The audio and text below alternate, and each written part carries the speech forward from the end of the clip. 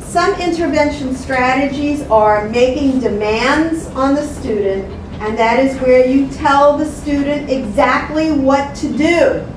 You don't tell them what not to do. One of the things I noticed with classroom management is that you must keep things positive. Rather than saying, don't tap the pen, say, write with the pen. It's better than tapping with it. Or you're supposed to be taking notes with that pen. So you're telling the student what to do rather than what not to do. How you state the demand is as important as what you say. The first time you state a demand, it can be privately and quietly, because you don't want to disrupt anybody else. If the behavior then escalates and you want to issue a second demand, the tone of your voice is a lot harsher. Never raise your voice in a class or to students. I think I did it 2 or 3 times in my entire career where I literally just, I'm not really a yeller, but I yelled because the level of frustration and what was going on in the class, and it had just escalated over weeks, I just lost it. Those kids were so taken aback. It was like their jaws dropped. You never yell. Yeah, I never yell, but what have we been talking about for the past 5 weeks? And then you get apologies. We're sorry. So you keep everything as low-key as possible until that one moment where you're really going to need it. And then it makes an impact. If you constantly raised your voice to students, and it was the same thing, week after week after week, would they pay any attention to it? No. No, not at all. Not at all. So you only use it for those special occasions. All right, so that's demands. Of course, then we have the system of consequences. And there are different categories of consequences. The first consequence is restitution, and that means you fix it or replace it. This is really used in library media centers because you have our darling students who like to doodle on the desks and not on their paper. So what's the consequence for that? Clean the desk. Exactly, clean the desk. So the consequence has to be related to the behavior as much as possible. All right.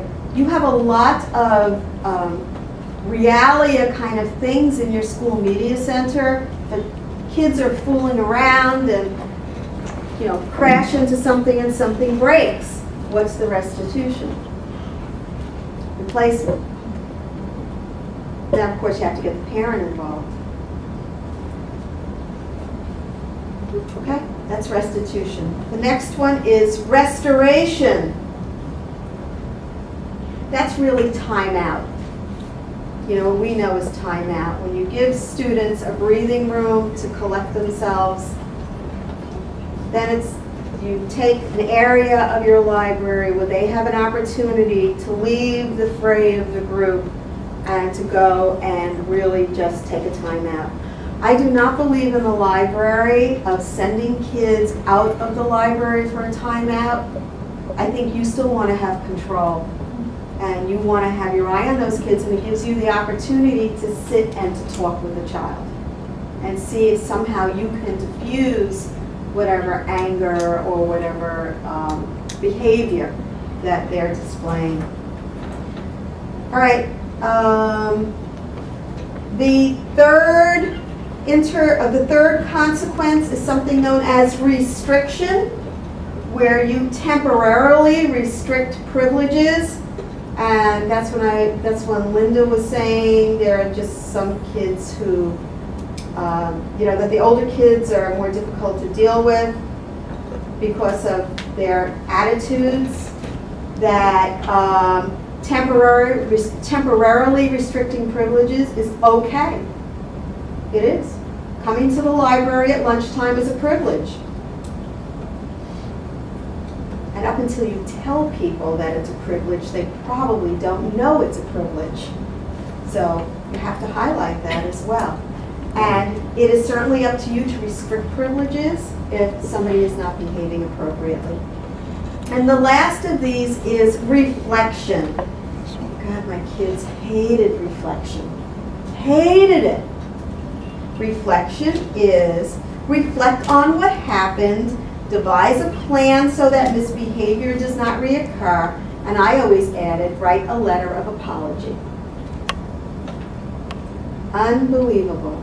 Middle school kids, when they had to write a letter to apologize to me for misbehavior, it killed them.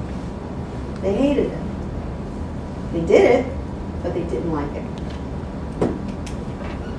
But it's important that it's done. It's important that students are able to reflect on what they did and hopefully feel sorry. Okay? The last of these in intervention is an individual intervention plan, and that's when behavior has been consistently bad and that other people get involved, a special ed team gets involved, and then there's an individual plan. At that point, when student misbehavior is consistently bad, you may have to use outside referrals. All right, I know there were some times, not very often, that we actually had psychologists that were brought in to work with students. Not our own, others from outside. All righty, time, right?